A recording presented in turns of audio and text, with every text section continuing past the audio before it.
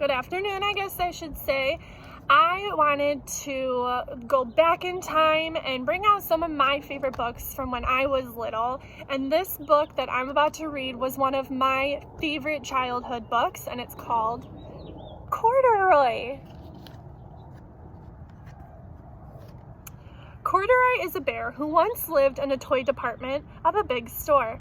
Day after day, he waited with all the other animals and dolls for somebody to come along and take him home.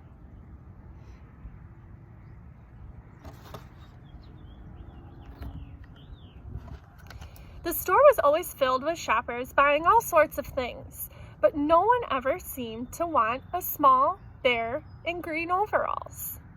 Then one morning, a little girl stopped and looked straight into Corduroy's bright eyes. "Oh, Mommy, look, that's the very bear I've always wanted," she said. "Not today, dear," the mother sighed. "I've spent too much money already. Besides, he doesn't look new. He lost a button on his shoulder strap."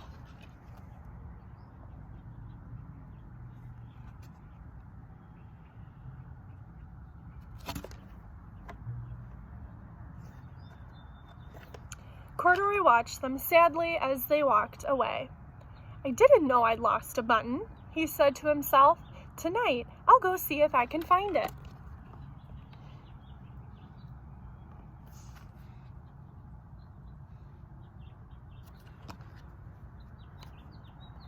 Later that evening, when all the shoppers had gone and the doors were shut and locked, Corduroy climbed carefully down from his shelf and began searching everywhere on the floor for his lost button.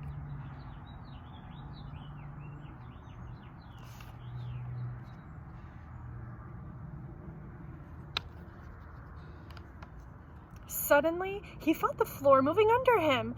Quite by accident, he had stepped onto the escalator, and up he went. Could this be a mountain? He wondered. I think I've always wanted to climb a mountain.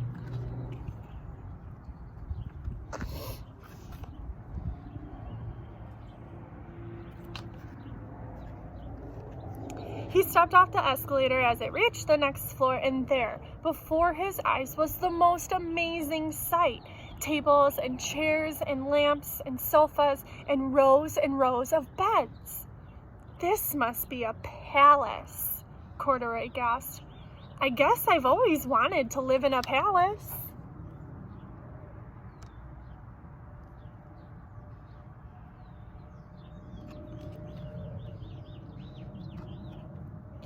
He wandered around admiring the furniture. "This must be a bed. I've always wanted to sleep in a bed," he said, and he crawled up onto a large, thick mattress. All at once, he saw something small and round. "Why, here's my button," he cried, and he tried to pick it up, but like all the other buttons on the mattress, it was tied down tight.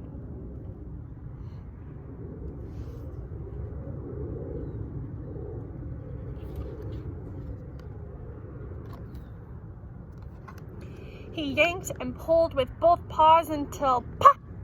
Off came the button, and off the mattress, Corduroy toppled, bang, into a tall floor lamp. Over it fell with a crash.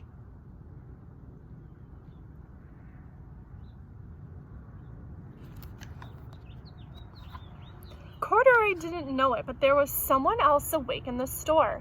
The night watchman was going his rounds on the floor above. When he heard the crash, he came dashing down the escalator. "Now, who in the world did that? Somebody must be hiding around here," he exclaimed.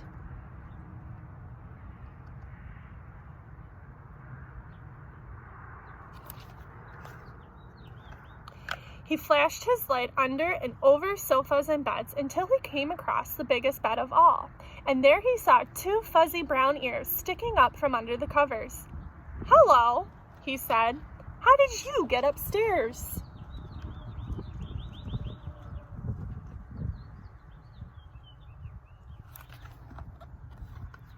The watchman tucked Corduroy under his arm and carried him down the escalator and set him on the shelf in the toy department with the other animals and dolls.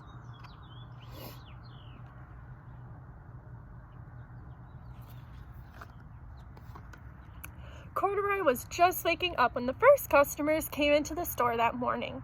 And there, looking at him with a wide, warm smile, was the same girl he'd seen the day before. "I'm Lisa, and you're going to be my very own bear. Last night I counted what I've saved in my piggy bank, and my mother said I could bring you home," she said.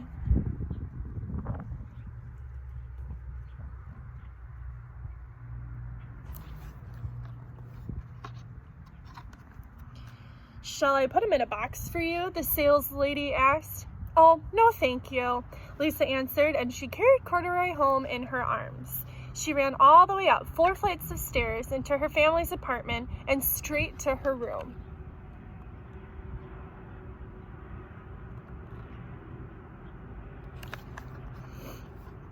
Corduroy blinked. There was a chair and a chest of drawers, and alongside a girl-sized bed stood a little bed just the right size for him. The room was small, nothing like that enormous palace in the department store. "This must be home," he said. "I know. I've always wanted a home."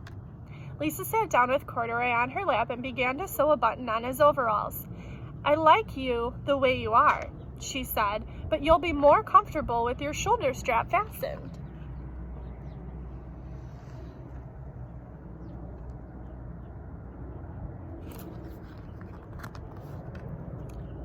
"You must be a friend," said Corduroy.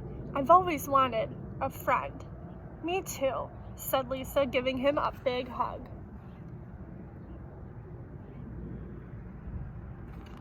And there you have Corduroy. Bye.